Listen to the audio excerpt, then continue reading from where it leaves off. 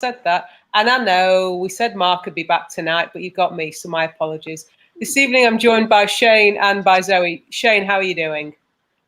Really good, if not massively hot in this gorgeous weather we're having, but yeah, all good. Good. Zoe, how are you doing? Yeah, not too bad, thank you. Good. Sang, you're not late again. You're on time, and thank you for joining us. Yeah, we are currently experiencing a heat wave in the UK, and that basically means that none of us know how to cope, and we all long for winter and complain a lot, really, and drink ice cold Vimto in Shane and mine. There you go. Cheers. Good evening, Mark. So, yeah, when we first paused a heat wave in the UK, right now, a heat wave in the UK basically lasts about 3 days. What happened? Did the sun come out? Yes, that's all it takes, Sang, just for the sun to make an appearance. It is particularly hot though, but I'm welcoming it because as somebody who's very rarely warm, I'm just about okay at the moment, so I'm taking it as it is. When we first paused the podcast way back at the end of the season, the idea was to only really bring it back when there was something that had gone on and that things had changed.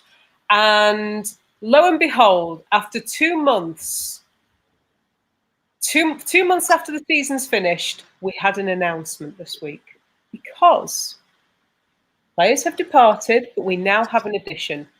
Zoe, the name of Vilde Boerissa wasn't perhaps a shock. There had been rumours probably since the turn of the year. But now that it's confirmed, what are your thoughts on her as a signing? Yeah, like you said, it wasn't a shock. But I don't know whether it was just, I listened to what Nat says, and Nat's been wanting Boerissa for quite some time. So it wasn't a shock, but it was a lovely surprise that we had an announcement, and that it was somebody that we have all discussed and that we've all sort of rated fairly highly. So yeah, I'm happy. I'm happy that things are starting to move along. It feels like the start of something new, and this is what, like you say, for 2 months we've been a little bit like, come on guys, what's going on? We've had all these departures, including a manager, and I know we'll get onto that later, but feels like I was starting to panic, like, what is happening? And so it feels like this could be the start of moving forward and rebuilding, hopefully. Yeah, absolutely. Mark says, we signed someone. Let the celebrations begin. Obviously, in true United style, the announcement was slightly hijacked by the Norwegian Federation breaking it, I think, last Friday night, was it? So not a surprise that it was happening and it was imminent. Shane, your thoughts on the actual signing, though? Positive. I mean, it's a signing, which is more than what we had recently. So, yeah, positive on that. I'm not going to pretend that I know an awful lot about her. But obviously what I've heard through just hearsay, general comments from, online and privately from people, it's a positive signing. Comes quite highly recommended, I think. And gives us a bit more depth in the midfield as well, which I think is something we've been needing for quite a while. Yeah, we'll come on to that actually, because that's kind of the focus for me around this signing, and another element that was touched on in her video. Fiona, good evening. Sang says Boerissa is a solid signing, to be fair. And in terms of how long it took to make the announcement, Fiona thinks that Boerissa's agent said, finally, after 6 long months. Yeah, we believe that there was a pre-contract deal done at the beginning of the year, because that's when players from abroad, if they're going to be out of contract, can sign pre-contracts, but obviously you can't announce them. So we've just had this one bubbling away all this time, but finally got it over the line. I finally announced it. I still haven't had Jadon Sancho announced. Anyway, that's a whole another matter for a completely different podcast and a different channel or show, I dare say. The element of her coming into our midfield, Zoe, and Shane mentioned it there about good signing, strengthens the midfield. I'm like Shane here. I'm not going to claim I know a lot about her. I know there's people out there who've watched her who know far more about her. I'm not going to pretend I do. But this is a player who I get the sense isn't coming to sit on the bench. So whose place is she taking? Or are we looking whole new formations to accommodate her? Well, I definitely think that, like you say, we've strengthened, and she is a player that should be on every game, I think, or should be definitely in the manager's mind for most games.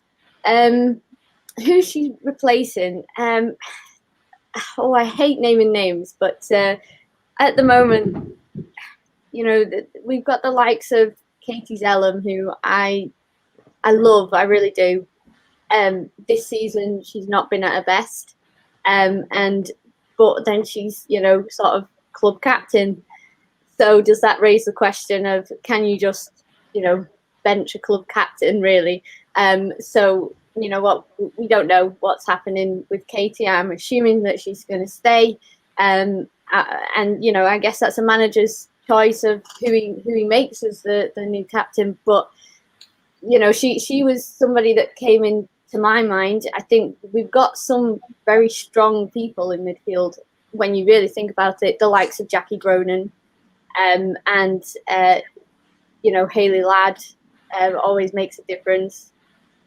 So those are not players that I'd like seeing to be dropped. So I'm not sure, really, because I don't like naming names. But she's definitely someone we want to sort of try and fit in there and sort of build around if we can. And let's not forget our Olympian, as of this morning, too, needs still to be accommodated for there. I don't know if you picked up on it, Shane, but I think Zoe's been listening to some of the conversations we had when she said he, in reference to the manager. Comment on that one. Mark says here, at the beginning of the season, she might come in for Tooney. Yeah, that's a good point, actually, in terms of Tooney's obviously going to need some sort of a break. She won't go straight into pre-season after this. So maybe Tooney's place is open. Shane, I'll come to you in a minute. Sang says, and then qualifies it, a deep-lying distributor. Oh, Fiona. I can see her in midfield with Jackie and Hayley, although it sounds like she can cover for Hayley as well. It feels like there's a lot of potential with her. And in her announcement video, Shane, I don't know if you picked up on it, but she was asked quite openly about, you've been the captain at your previous team. I'm not suggesting for a minute as a new player she comes in and gets the captaincy, but is this the beginning of, hopefully, on a personal level, I say, players coming in who have a little bit more experience and real leadership potential? It's something we've discussed many times last season, that when things weren't going our way, and I'm thinking of those games away at Arsenal, away at City, when you wanted someone to just get the team rallying, we seem to lack that leader on the pitch. Is she, do you think, coming in as to do that role as well? Potentially. I mean, you said if she's been captain elsewhere before, so she's got that kind of experience. And I think at times when, especially with Katie subbed off or wasn't starting, obviously we had Amy at centre back, who was officially vice captain, but obviously captained the team many times last season. So we've lost Amy now. So bringing in someone else with that experience and with leadership qualities, you've got a almost ready-made replacement there on the pitch. So yeah, I mean, again, don't know an awful lot about her, but I'd like to think that's something, she seems quite confident from her interview as well. So I'd like to think that that's something she's going to bring to the pitch and almost not be fazed by the fact that it's all new team and I've got all new players around me. Just speak up, because you can lead by example doing that. And she does have an international teammate in Maria Torres-Dottir, at least in the squad, and we believe they've had communication beforehand. Good evening, Ian. I know you're still at work. No excuse, really. Sort yourself out. Mark says, much as we've said, dressing room lacks leaders. More experience is a good thing. Fiona makes the point that she's got some leadership experience. it feels a bit of win-win in that respect. But Mark's made the other point. Oh, you took it from me. Most important thing is that she is a United fan. Zoe, do you think that, admittedly, this deal might have been done months ago, but the fact that we've then not ended up with Champions League, do you think that would have been enough, regardless, to get her to sign for us? Yeah, I do. Yeah, I think it goes a long way, having the sort of, we don't have the history of a women's team, but we do have history as a club, and I think that to me that's really important, and it is a draw for players. That being said, the majority do want to play Champions League football, and I can see why it would put some people off, but we're not miles away from it. We were 1 point off. Okay, we've had a lot of changes at the club since then, since the end of the season, and that is my biggest worry. Maybe some of the publicity around it, maybe some of the articles that have come out and the things that have been said, whether they're true or not, I don't know how much weight players put on those. I don't know how often they see things like that. So things, I don't think it's necessarily that we haven't got Champions League football that would put players off more than the other things that they've read. But in terms of that, I think, playing for the club that you watched as a child, whether that was men or women, I think, that's a dream for any player to play for their childhood club and hopefully, get Champions League football with them, helping them to get there. I think can be a big incentive, not just arriving when it's already kind of happened. So I don't think it will have put them off too much. Yeah, I can imagine it's a bit of a sell to say to a player, come and make yourself a legend at the club you support. So, I mean, it's the kind of thing that I jump at it, and I'm a United fan. I don't hide that to anybody. And if somebody said to me, come and sign for the club, I wouldn't even be asking what the pay is. I'd just be, yeah, fine, not a problem. Yeah, I'm doing it. So, yeah, if someone says to me, come and make yourself a legend, yeah, I think I'd be tempted. Mark asks Ian, where's my cake? And Sang says, yes, where's the cake? Zoe, you mentioned, Ian, sort the cake out, please. You mentioned it was 1 point. Sang wants to come back at you and say 2 points. But as we all know, it was only 1 point and us going on a mad one in terms of scoring a fair few goals. Yeah, we were only 1 point, but I think in hindsight, the gap felt bigger by the time the end of the season came round. And Fiona makes the point, supporting United as a kid has a big draw, especially as the team only started more recently. We don't have the history, Shane. We don't have that list of legends, like I mentioned. So players coming in now are in a position to make their legacy, for want of a better way of putting it. And, I'm sorry. Ian, sort it out, okay? We've got massive questions over your food issues. Sort it out. Mark says sometimes it makes them want to even more play for the club they support. Yeah, and he boos Ian. Yeah, we'll all do that. Shane, making the prospect of becoming a legend at the club you support, do you think that could entice more people in terms of not having Champions League? Or is Champions League a much bigger pull? I think Champions League's always going to be a bigger pull because of the status it carries, and whilst it's a completely different tournament to in the men's game, it's still the Champions League. So if these players are fans of the club and they've grown up watching our men's team playing Champions League, winning Champions Leagues, the name alone is a draw in itself. And of course, you prize money accounts for many things as well. And if they're used to playing in it already, they might feel like not playing it is a step down. So I don't think the gap's too big, though, because, I mean, we come up from the Championship, we pulled in Jackie Cronin, who had played Champions League for Frankfurt. But was he United? Sorry, is he United? He's a United fan. Abby was a United fan. Leslie's a United fan last year. Every window, we seem to sign someone who's a United fan.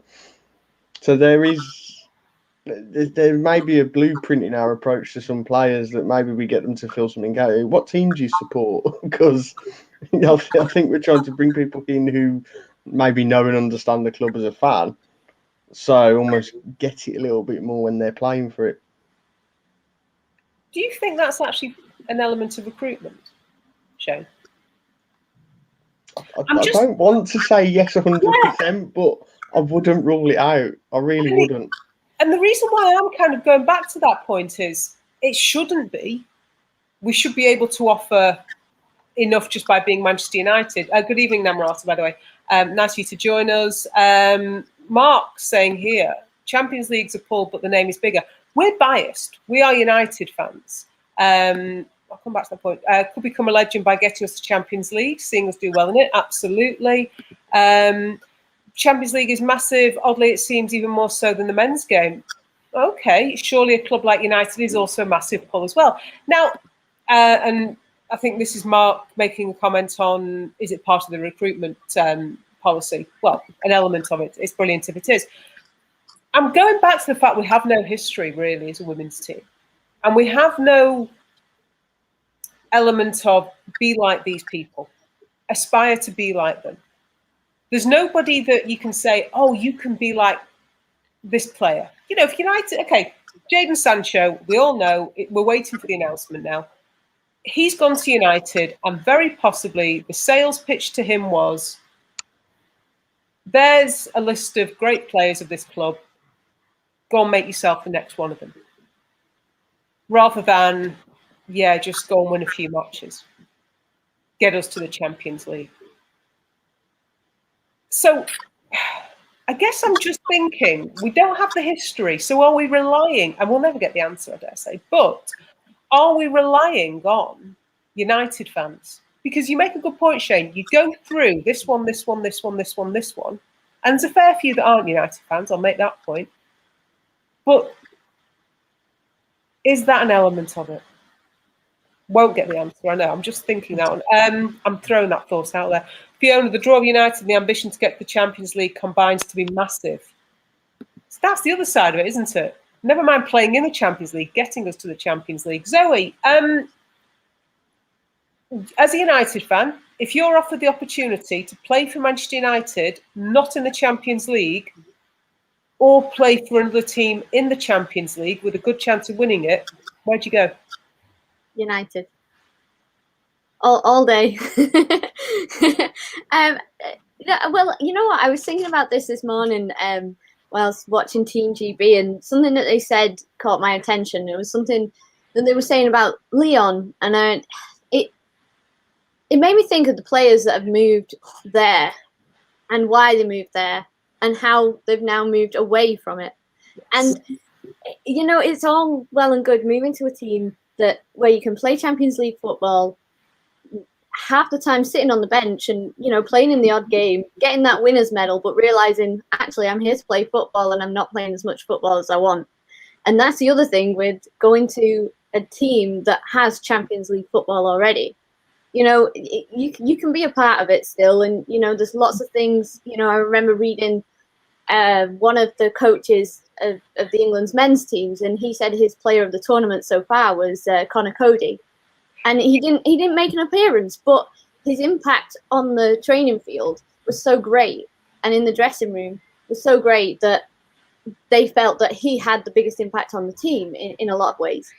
So, yeah, I know that you can make a massive impact and you can really be a part of a team, a winning team, and not actually playing that much football. But I think the biggest thing is these people grew up in the clubs that they support and wanting to play football. So, yeah, the Champions League is a massive draw, it is. But to actually be playing week in, week out for the club that you grew up loving and standing in the rain watching and sometimes watching them lose miserably and then watching these incredible moments happen in the rain, but, you know, to then be playing for them and helping them achieve success, to me, that's much greater than possibly, you know, winning a medal, but not for the club of your dreams, and possibly, you know, not in the same impact, having the same impact for that club as you would at somewhere like United. But Zoe, after that speech, I think the club might want to borrow you to make the sales pitch to new signings. Absolutely. You're not going to convince. You've not got to convince us. We are United fans. It's just a thought. Mark, they may sell it as make this team as big as the men's team. Okay, write yourself into our history books. Yeah, I know where you're going with that thought, Mark. Sean, good evening, says there's lots of United fans out there, so lots of players potentially we haven't yet approached. Yeah, okay, their time may come. So, who'd you play for? United not in the Champions League or another team in the Champions League? Mark tells you where he's going. And then obviously just wants to clarify, does he get his personalised training kit? Of course you do. Martin Ho's got yours at the moment. Sang agrees with you. If you're a United fan, surely it's to the team of your childhood. Yep. Ian, don't think United are targeting just United fans. Okay. There's always one naysayer, isn't there, Shane? They are targeting players that fit the United way of playing football. United fans are a bonus and make the sell easier for John Murtagh. Okay. Sang, I guess, depends on the player's age. If that player has tasted Champions League before, younger players will play for their childhood team. Older players will want to play Champions League. I'd have actually thought it might have been the other way around. If you've played in the Champions League, you might want to almost finish off your career having achieved the experience that you're... I'm thinking Alan Shearer. Who always said he wanted to finish at Newcastle. Unless you're a Robbie Keane, in which case it matters not, because wherever you go, you're going to be very happy. Well, that's his boyhood club, wherever it is. Everywhere's his boyhood club. I think it's a case of where isn't. Fiona, be one of a bunch that most people won't remember you or be the name. Okay. Are we appealing to people's ego? Yeah, absolutely. Namrata, fame as well. Anyone remember Bunny Shaw being announced by City? Yeah, me neither. It happened, but when you consider that United milked the Boarisa signing, Bunny Shaw just kind of appeared. But, and this is really interesting, I'm going to sound really, really like I'm digging at somebody, because I am. When City announced new signings, whatever account it's from, their likes compared to United's new signings, more. And when their supporters club do a welcome to Manchester and nice to have you with us, when he puts out the flag tweets,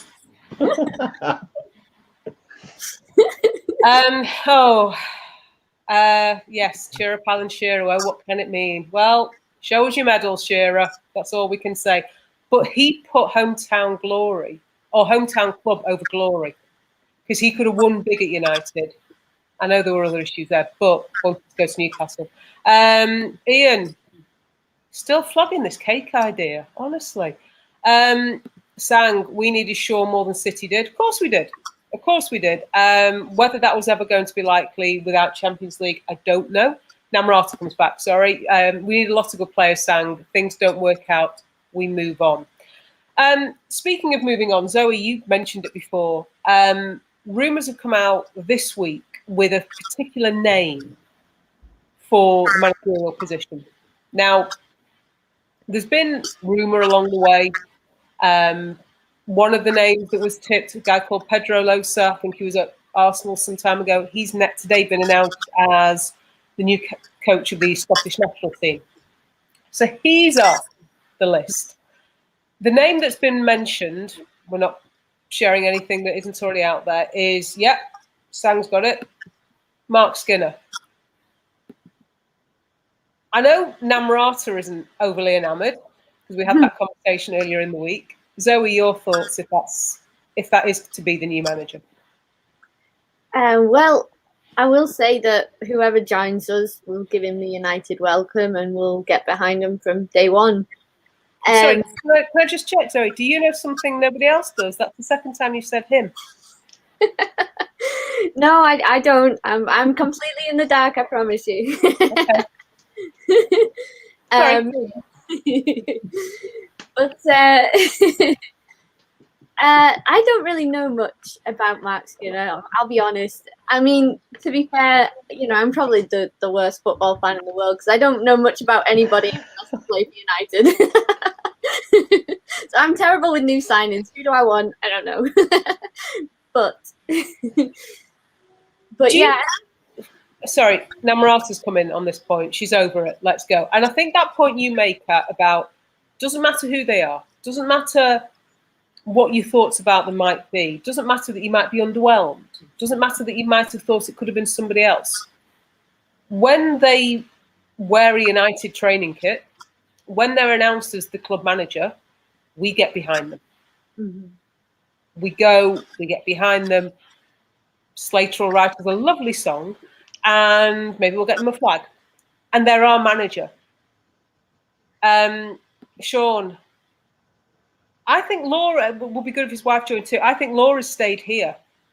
If we're talking about Mark Skinner, she didn't go over to Orlando. Why? Although having said that, Manchester is very, very like Orlando at the moment. So to be honest with you, I can't see him having any issues acclimatizing. Fiona makes the point. He's got WSL experience. And Mark wants to make the point that if it is him, at least he spells his first name the correct way. Because he spells it with a curly K, doesn't he? As I once asked Casey Stoney to write something to him up. The point that whoever it is, we get behind them. Shane, as a native of the Midlands, there we go. Here we go. Namrata. Saw a few match reports from his Birmingham days. His team's always had the most fouls. Lad even got a red card. Yes! We're liking the sound of that. He was solid at Birmingham, to be fair. Did well with what little assets he had. Fiona wants Laura Bassett to come in and be our defensive coach. Yeah, fine. We'll take that. As a casual observer, after he left Birmingham, and I know there's other issues going on at Birmingham, you might be genuinely better placed to know what's going on. After he left Birmingham, they have had other issues, but they dropped. Okay. What do we make of it? You happy with the deal if it is for him, Shane? I think so. I think I'll be optimistic. I think, like you said, whoever pulls on that suit, blazer, training kit, whatever it be, as long as it's got the United badge on, they're going to get backed. So I'm probably not going to dwell on it too much over what have they done, what haven't they done, because at the end of the day, we started a brand new team with a manager who had never properly managed before. Although she'd had management experience, she's a very experienced player, obviously, had done plenty of coaching work, was well respected within the game, but was still a new manager. There is a manager potentially coming in with experience of the league we're in and elsewhere, and plenty of experience as well. If you're coming, I know most of it was at Birmingham, but he's come up through various ranks, he's coached at various levels, so I would be very optimistic and positive about it. Probably got a good chance if anyone needs a translator for the accent. I can make myself available. I'll take the small wins where I can get them. We won't even go. There's so many things I could say back to you there, and I'm just going to leave that. I could probably guess a few of them. Yeah, okay. Sang thinks Laura Bassett should come back in. She was super solid in her day. Forgive me, I have one memory of Laura Bassett. I think it's Laura Bassett. Yeah, am I right with this one, Shane? Yeah. Okay. So that's what I know her for, in an England shirt.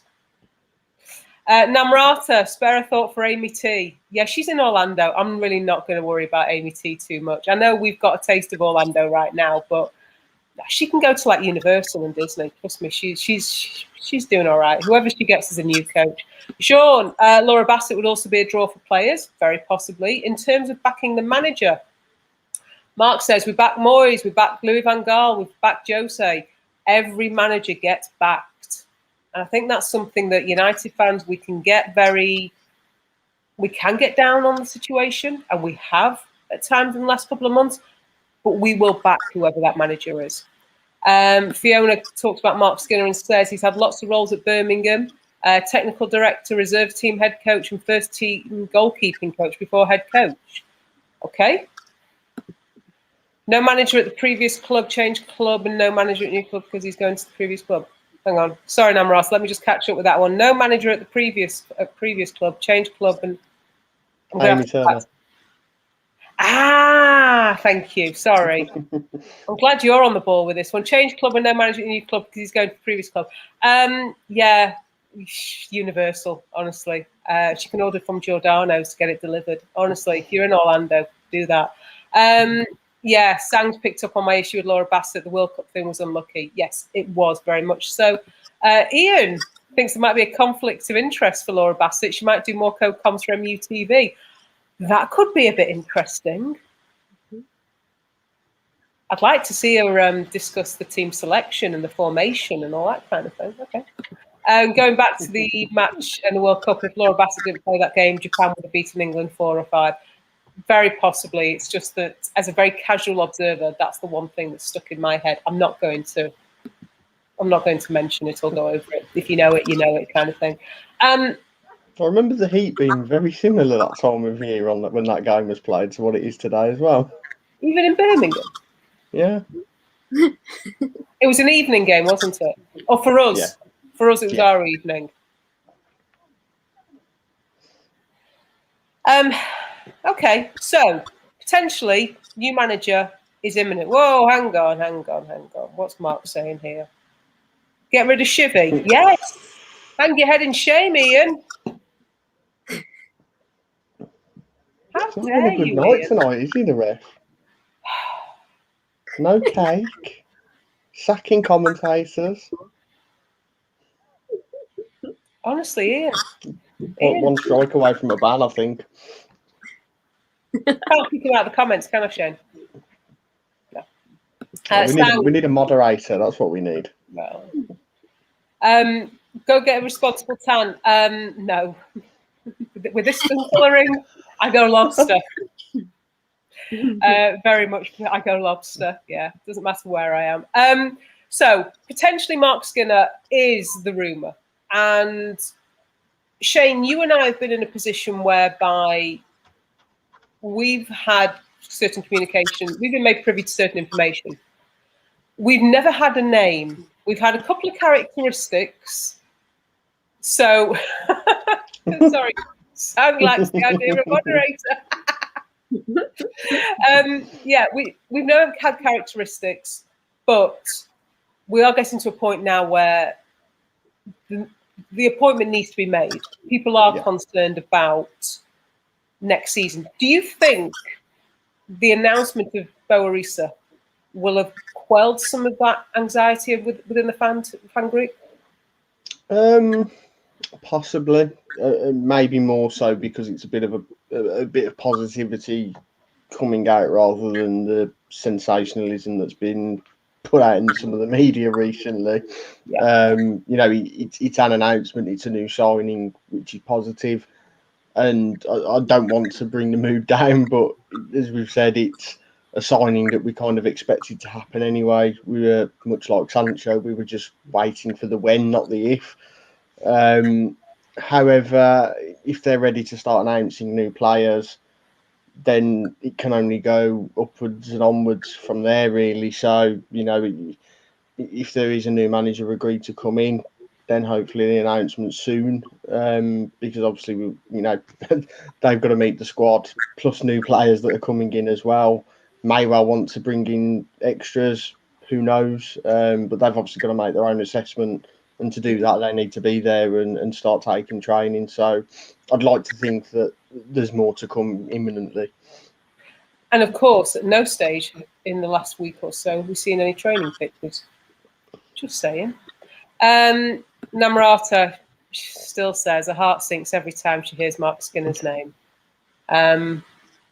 Sorry, I think you might just... By the sounds of it, Namrata. Can we change his name somewhat? I don't know. Mark makes the point, fixtures being released will also help. They're Friday morning, I think it's 9 a.m. Is it UK time? Stato, we talking 9 a.m? We got a time? I don't remember seeing a time. All I know is I've it's just Friday. made this time up. I've just decided it's 9 o'clock. I don't know why. But yeah, Friday morning UK time. Keep an eye out for fixtures. I suspect we'll find out tomorrow, though, if they haven't said that already. Yeah, because they'll need to get everything ready, won't they?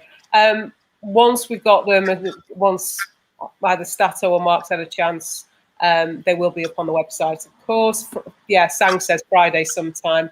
Mark asked the question, are they back in pre-season? I think there was a suggestion they've gone, Martin Ho's taking training this week. I think I've seen that. Don't quote me on that one. Oh, here we go. Would never get rid of Shivy. She does have Ian, a young family, and might want a few family weekends. So when Shivy isn't available, bring in Laura. Yeah, okay. We still think you don't like Shivy. As a sign of intent, yeah, go back to the fixtures. Arsenal, first game. Ian's worked out. That's been my bet too. Ian's worked out that because of Lee Centurions, their fixtures, we're probably going to be home the first weekend. So, yeah, Arsenal. Yeah, looking forward to that one already, aren't we? Zoe, in terms of the obviously you alluded to it, the stuff that's been going on in the media, the worry that the fans have had. Is it a real sign of intent that no matter all of that going on, we can still attract a player of Boarissa's quality? Yeah, I think, it did sort of calm my anxieties down a little bit.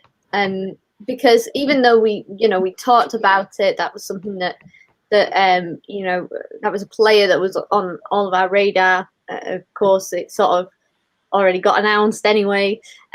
But you see, for me, it was, and I know it as a fan of the club, it was sort of, those sort of anxieties weren't necessarily founded. But when it's your club and you're not seeing any action, and all this negativity is coming out, the women's game is still not a stable game, is how I see it.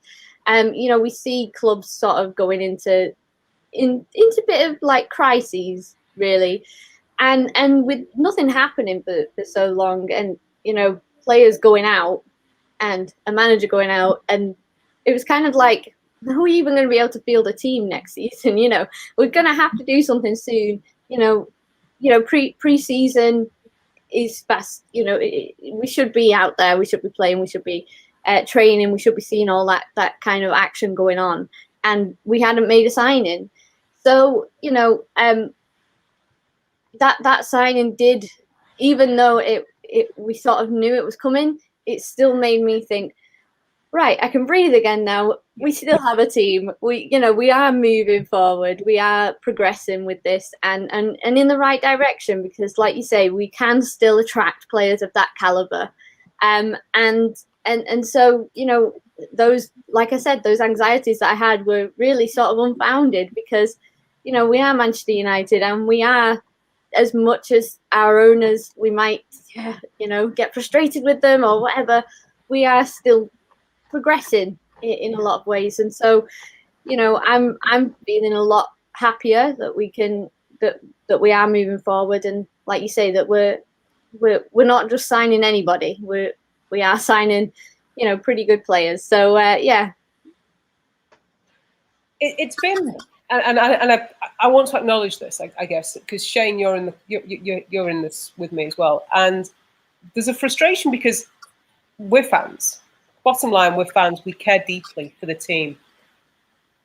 But occasionally, there's little bits of information that we're in the position to find out.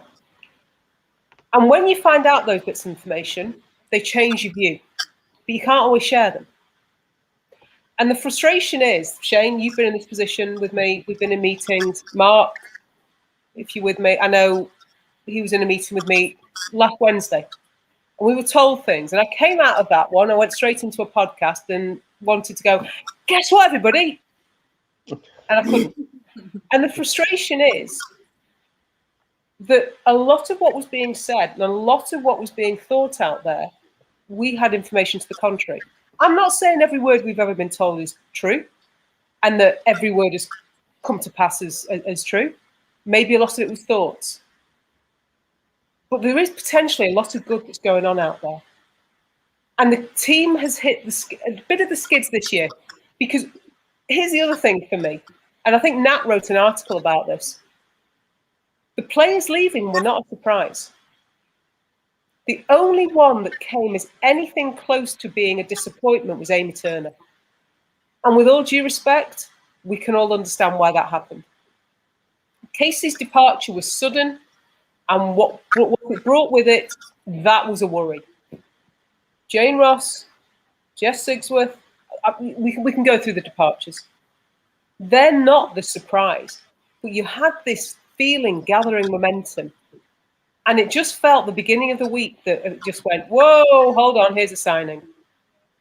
And things started to move a little bit. Now, there's still a way to go. And as of last week, we were discussing the fact that LJ is due to leave. That's been the latest rumour. That may come to pass. But at least there's this movement. So, yeah, get your season tickets if you haven't already. Keep an eye on the fixtures. I'm going in there. And also, you mentioned about, just going to give a quick shout out, Zoe, you talked about the owners. There is something going on at the moment in terms of the fan share scheme. If anybody's interested, the Manchester United Supporters Trust are trying to work through a fan share scheme. If you're interested, I think it's signforunited.org. I got the wrong website the first time. That's just to register your interest. You're not committing to anything. But if you are interested, if the fan share scheme comes off, that's how you register your interest. Sort that out. In terms of the fixtures, Fiona says, no, hang on, where's that? Will we get 2 lots of fixtures again? Hopefully not. Yeah. I hope not. Yeah. I had to compare them last year to work it out. There is a reason for that. And let's just say that the club fought for something on that one. But yeah, they've made a mistake. Sang, if the club supports the ladies with the same fervour as they used to support the men's, then who can stop United? Very good question. I'd like to say nobody. Watch this space. Mm-hmm.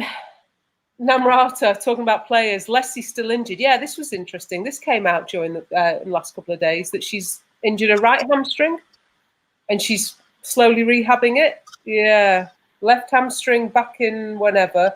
Right hamstring now.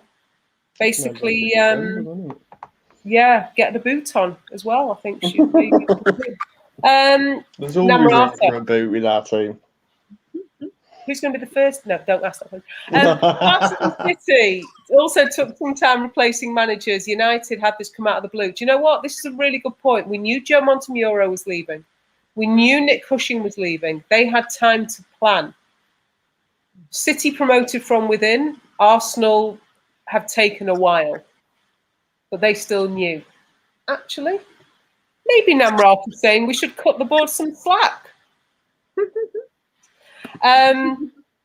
Sang, buy the women's season ticket if you can, sends a message to the management.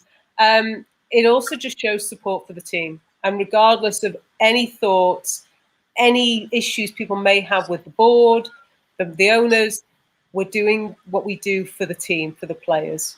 Okay, and we'll always say that. Sang, with regards to Leslie, put her in a cotton wool cocoon. That might chafe her skin. Yeah, she might hurt herself. Namrata then goes on to say, Liverpool took the whole season to a point. Not just any manager, an ex-manager. Didn't they have the FA help them with that process as well? Brilliant. Honestly, sometimes I just wait for Namrata's comments to come through. You're absolutely right. And I think they actually had help. They had help to reappoint somebody. Maybe we shouldn't be critical. Interesting as well that, I don't know if anybody's noticed, that with the signing of Boa Risa, it's actually John Murtagh that's making the comments. Obviously, we don't have a manager, but he's the person who's put himself out there as the person who's in charge of the team, I guess, at this stage. So, yeah, he's obviously doing his magic behind the scenes. I'm looking at some of those comments and thinking, actually, we're not doing too badly. Shane, are we already behind where we should have been in terms of pre-season? I don't know, because if most clubs are only starting to train now anyway, from what I've seen. And just because we aren't putting training pictures out there doesn't mean training's not happening. That's where I'm going. I think we are, but I think we are. And I mean, with those coming in, that maybe they're already in. Maybe they've already had the pictures taken and they've had their interviews done and the articles are written, and there are people in there just waiting to press go on any given day. It could be 3 o'clock crew, it could be 4, it could be 5:57 for all we know. Brilliant if they do it at one of those random times again, though, because that was brilliant last year. It was really fun. But yeah, I mean, I think the fact that the Olympics are going on, there's players out there in that as well, and we're not going to be the only team in this boat either. You know, City have got a fair few players out there. Arsenal have a couple. So, yeah, I think this whole pre-season anyway is just going to be a bit muddled for most teams. And it might not be till next year, if not the year after, with obviously Euros next year happening, that pre-season gets back to a bit of normality. My thinking is, and this is kind of why I was saying it, there's no pictures yet because the new players are already there, or at least 1 or 2 of them, and that's kind of where I was headed with that. Was it Hayley Ladd when we signed her, and there was training pictures put out, and everyone was, who's that? There was really well hider in the background. It's when they have them. It's when they have photos of the team about to take off on a sprint in a line, but you can just see somebody's head or an arm, and you're thinking, I don't recognise that one. Maybe they learned from that, and maybe that's why we're not seeing anything at the moment. But again, and I'm thinking, Zoe, if you hit this point, this builds into this culture of silence.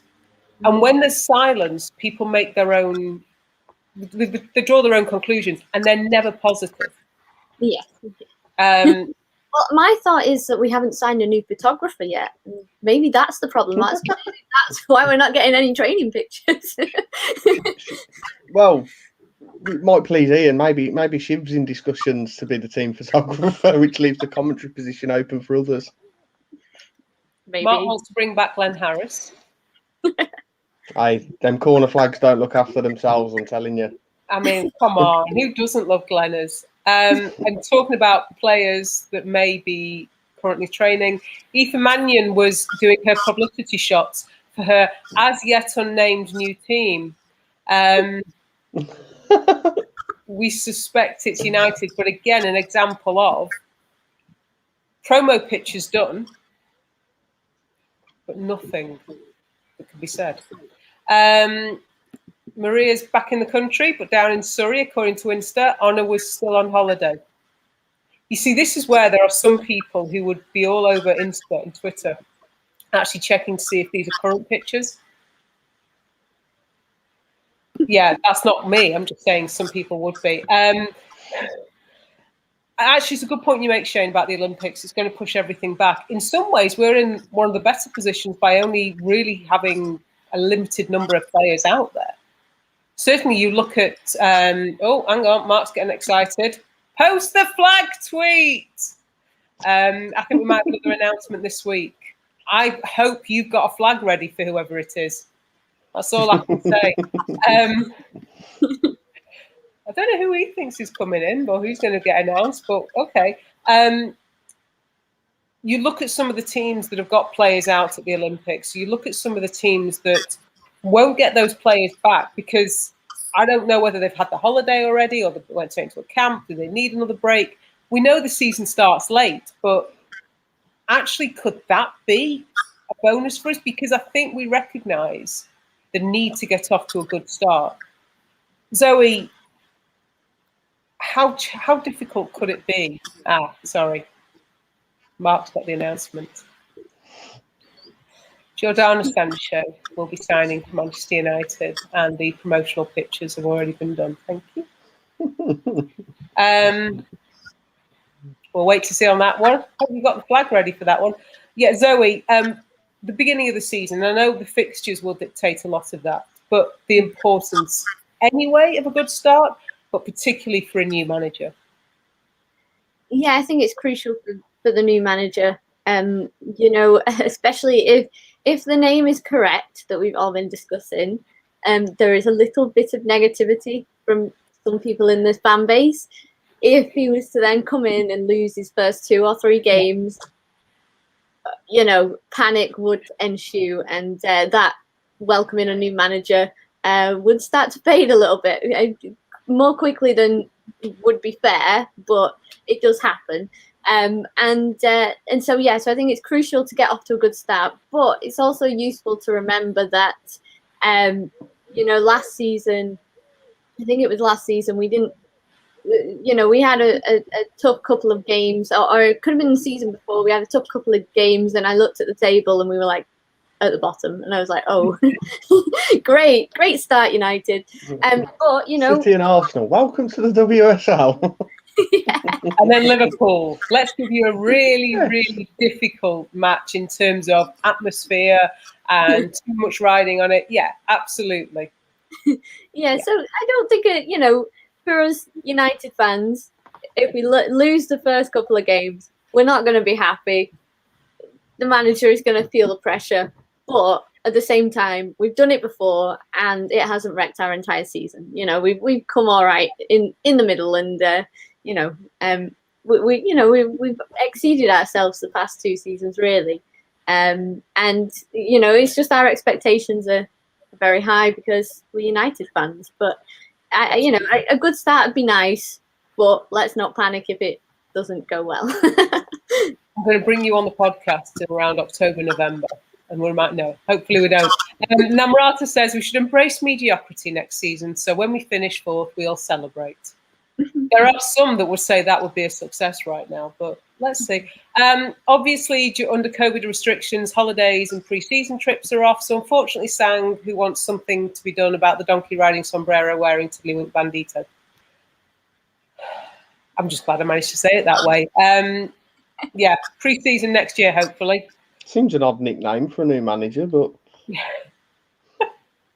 Mark won't be happy if we have a slow start, but he'll be happy we're in a football ground. So this is the next thing, actually. Thank you, Mark. You kind of segued me very nicely into this. Fiona says, no expectations for a new manager with all of the changes and things behind the scenes. And yet, you can guarantee social media will not necessarily have the same amount of patience as some people. But yeah, absolutely. Shane, we're in a position of season tickets purchased, a lot of people out there ready for going back to games. Restrictions have this week been lifted in England. So we are waiting to find out what that means on a match-by-match basis to watch the women. There are suggestions that crowds over 16,000 will require people to have had both jabs.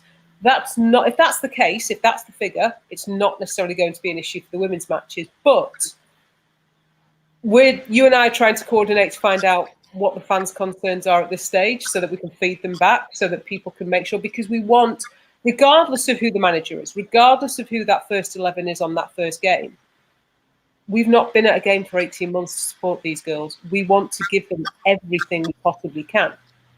So going back to games, are you just at that? Yeah, the owner says it here. Gareth Taylor, really slow start with their squad. And in many ways, that's probably what did their title challenge in. Because it's such a short season, you've got to really hit the ground running. But there's always cup competitions, of course.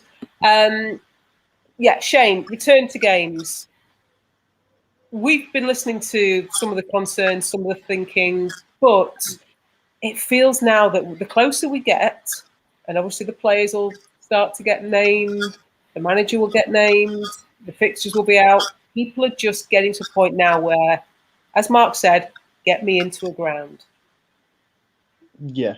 Are you finding that the reservations are lessening? Yeah, certainly so. From maybe 12 months ago, when we were kind of in a similar position where there was a chance that actually we might be able to go to games, even if it wasn't straight away. You know, we were planning for the fact we might be allowed to go to away games and how we were going to manage buses and things like that. So back then there was obviously quite a few more restrictions in play, and with restrictions virtually lifted now. And as you point out, this 16,000 number probably doesn't apply to us, even in a full stadium with 12,000. So, less concerns, I think, but still some, which are perfectly valid. And, as we well know, we're going to take that to the club and alleviate any concerns as much as we can, or at least, show what's going to be put in place to at least help those along. Yeah, definitely. And we're going to do a bit of self-promotion in a moment. Mark says in terms of away days, the Barmy bus is coming. Also mentions that the game this weekend against QPR, supporters will not need track and trace, and there's no restrictions inside the ground.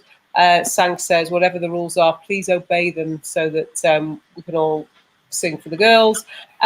With regards to what Shane's mentioned about feeding back to the club, I know a lot of people that are watching this will be members. If not, Mark, can you give me or Fiona, can you give me the website? Because I can put it up as a comment. If anybody's not already a member, there's 2 different memberships we offer. One is absolutely free and it's available to everybody, but that gives you the opportunity to feed into conversations that we're then having with the club. So if there is anything, we do keep everybody informed. So I know there's a slight delay, so I'm hoping that one of them has got this. So if anybody does want to join us, if you haven't already, join. Oh, hello. Jake's here. Don't watch silently, Jake. Come and join us. Great to see you. Right, Mark shouting done. I'm just waiting for that comment to prop up somewhere. So I think I might be on a bit of a delay. Nice to see you, Jake. Good to have you with us. Unfortunately, one of Jake's flags has been retired, but yeah. Thanks for all the updates. Been a bit out of the loop lately. Absolutely, Jake. And Jake is one of our members who obviously will be getting emails, will be getting notified of things, and it's still not appearing, Mark. So I think my delay is a little bit longer than that. So yeah, that'll come up shortly. Zoe, thoughts on returning to games? Any concerns? I know I've asked this question a lot, but I think the more realistic it gets, some people are just giddy with it. I'm giddy with excitement. I'm so giddy, I'm doing all the pre-season I can. I was in Derby last week. I'm going to Preston. Preston. Who wants to go to only people from Preston? And we know one of those, don't we, Shane? Yeah. Brentford next week. Everton the week after. What's that going on? Zoe, ready for it? Or anything that you want to make sure is in place? Yeah, I'm ready for it. I will say yesterday I was at the England cricket game, which was sellout, capacity game. The atmosphere was absolutely incredible. I'll just say that. But great finish. Yeah, it was brilliant, and I enjoyed it, and it felt normal, and it felt great. Having said that, it was kind of a bit daunting halfway through when you realise that you sat next to strangers, like in very close proximity. No one's got a mask on. Then you go to try and get out, and you're all squashed like sardines because the stewards didn't do it section by section. Everyone just sort of rushed to the exit kind of thing, and it does sometimes make you realise actually we haven't done this for so long, and is it completely safe to do it? That being said, I'm so excited to be back at games, and like I said, that atmosphere, I'm not going to forget that in many years to come. Like it was incredible, and it was brilliant to see live sport again, and to enjoy it with, we had a lot of rival fans around us as well, and there was banter, there was so much, it was just so great, and so I'm really excited to get back to doing that at the football as well. But I don't know what can be done differently to make people feel safe. I think it's just going to have to be a personal thing that everyone's going to have to be aware of, and just try out to see how they feel about it, and together hopefully we can all get over those anxieties, and we can keep ourselves safe as possible, with the same things that we've been doing for the last year of sanitizing and other things like that. And I don't know what they're going to do about like vaccinations. I'm only halfway there. I'm waiting for my second. So, but we just got to do whatever we can to support each other, I think, and we'll feel safe again soon, and we'll be able to enjoy it all together again soon. So. Absolutely, I think you're spot on. You're right. We need to look after each other. Mark's not a little bit concerned about Shane's response when we talked about cricket. Doesn't really think, his eye roll. Ian, you're off home. Hope that's to go and make some cake. Pop the website. Oh no, that one. Pop the website up there. Just for anybody. I was talking about membership before, and I think you make a really good point, Zoe. It's going to come down to personal choice. It's going to be personal preference. Some people will pick and choose the matches they go to. Other people want to go to everything. Some people won't want to touch it. But wherever you are, whatever you're doing, we can still throw our support behind the team. And I think more than ever, that's really going to be important this next season. We're up to time, so I just want to thank you both. Not here next week, and I'm not saying that and then we suddenly will appear, because I'm actually, Mark and I are going to Old Trafford for, I want to say Brentford. I want to say we're playing Brentford next Wednesday. And then it's Everton on the Saturday. Not the following Saturday, but the Saturday after. Am I right, Zoe? Because you were asking me about it. Yeah, right. So there won't be a podcast next week. There will probably be a podcast the following week, and we will be discussing new signings, new manager, all of it. I don't know. I'm just guessing. But in the meantime, one of us will join us. Shane, thank you so much for joining me this evening. Really do appreciate it. Pleasure, Zoe, thank you for your very impassioned sign for United. I think I'm going to clip that afterwards. Thank you to everybody who watched. Thank you for everybody in the comments. If anybody wants to join, become a member, website's there. If not, just check it out.